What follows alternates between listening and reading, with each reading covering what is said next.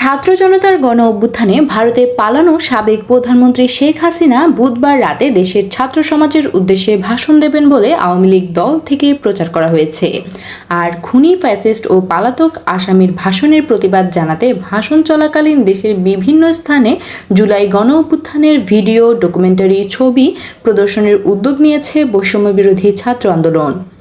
বৈষম্য বিরোধী ছাত্র আন্দোলনের সদস্য সচিব আরিফ সোহেল এক ফেসবুক পোস্টের মাধ্যমে এই তথ্য জানিয়েছেন।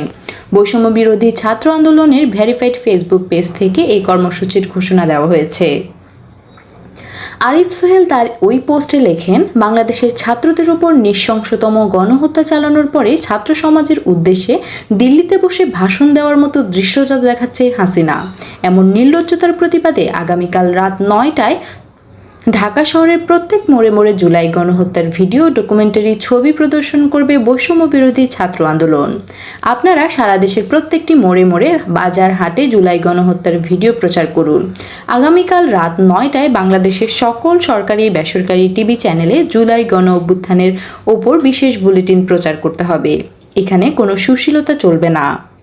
করতে হবে মানে করতেই হবে। এছাড়া দেশের সংবাদ মাধ্যমগুলোর উদ্দেশ্যেও লেখেন তিনি।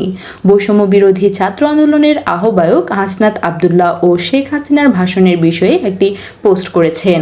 তিনি লিখেছেন, হাসিনাকে বক্তব্য প্রকাশের সুযোগ দেওয়াকে বাংলাদেশের ফ্যাসিবাদ বিরোধী জনগণের বিরুদ্ধে ভারতের যুদ্ধ হিসেবে দেখি।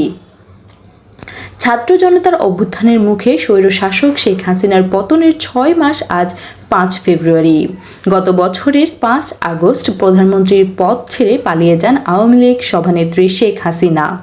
এই পট পরিবর্তনের জন্য আত্মত্যাগ করা পরিবারগুলো এখনও বয়ে বেড়াচ্ছে দুঃসহ স্মৃতি।